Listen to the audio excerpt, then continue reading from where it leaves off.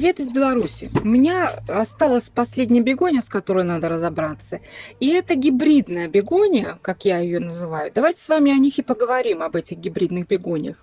Значит, что я имею в виду? Есть бегонии обычные, клубневые, которые размножаются, кроме вегетативного способа, то есть черенками и клубнями, еще и семенами. Ну вот простой пример. Это вот бегония боливийская у меня вот здесь есть, да.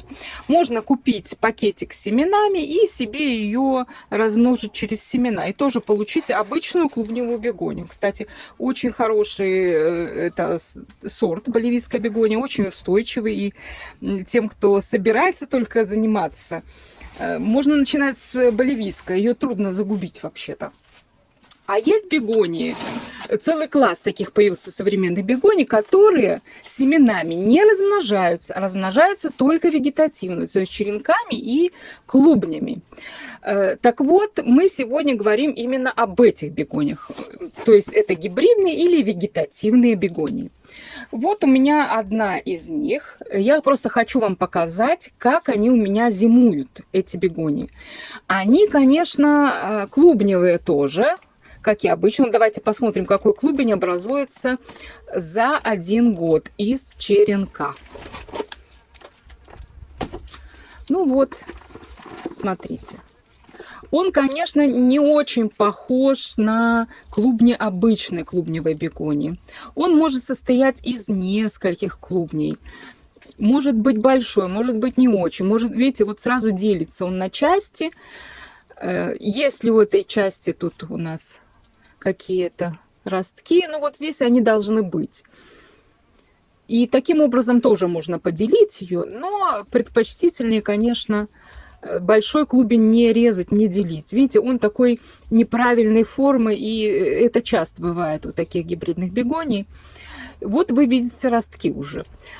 Пока я буду заниматься своей бегонией и рассказывать вам, как же она у меня зимует, я вам покажу свои гибридные бегонии, которые у меня есть, полюбуйтесь на них. Ну, а мы с вами говорим о том, как зимуют гибридные бегонии, если это не черенок, а клубень. Я оставляю такие бегонии прямо в горшках. Вы видели, что я доставала из большого горшка. И в этих горшках, в которых они росли весь сезон, они у меня зимовали на подоконнике. Без всякой досветки. Это был юг, юго-запад. То есть солнце попадало мало, потому что это первый этаж. У меня идет затенение до середины января там.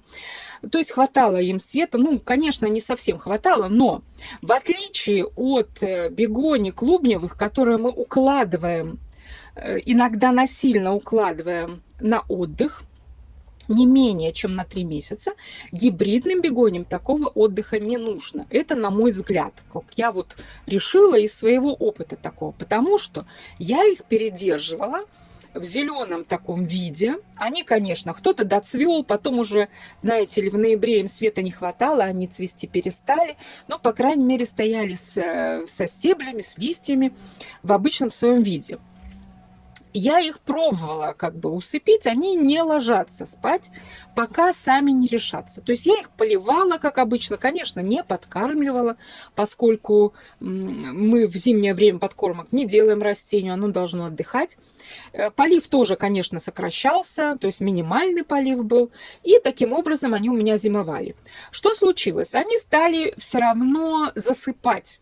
То есть у них стебли стали отваливаться. Я сначала испугалась, поскольку это был мой первый раз, когда я передерживала такими большими растениями, думала, что они погибли. И когда я просто, не было у меня времени горшок тут выбросить, потом я внимательно на него посмотрела, с которого стебли отвалились, хотела выбросить, вынести. А оказалось, что уже полезли свежие почки из клубня, потому что клубни расположены были поверхностно, я это увидела. И таким образом я поняла, что растение будет жить дальше. И все мои вот эти гибридные бегонии, кто-то сбросил сам стебли, а у кого-то пришлось их выломать ближе к весне, уже в феврале. Вот последняя, вы видите, сейчас только проросла, потому что некоторые прорастают одновременно с тем, как еще есть старые стебли. У некоторых надо отломать эти старые стебли, потом они начинают прорастать. То есть у всех это все по-разному происходит.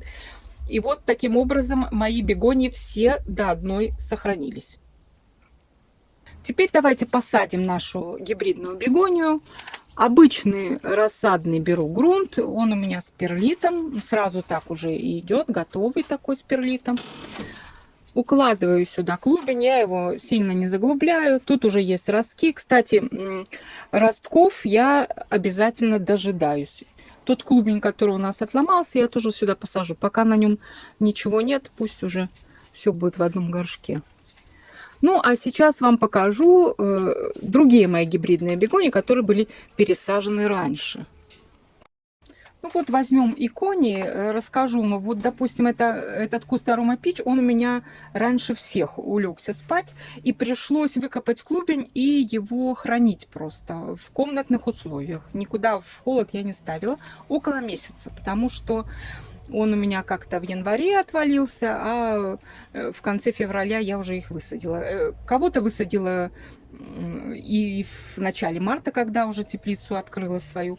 Это тоже все иконии. Вот это, смотрите, уже и с бутонами сидит. Но хочу сказать, что вот на мой взгляд, из клубня гибридная растет медленнее, чем из черенка. Ну, это у меня так получается. Как-то долго она очень прорастает.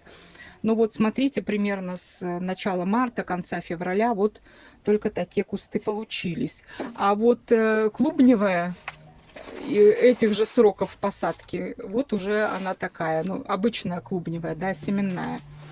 Ну, а из, допустим, черенка, чтобы вам показать, вот, допустим, беликония, да, из черенка. Череночек был небольшой, вот она уже зацветает, и я уже ее обрезала.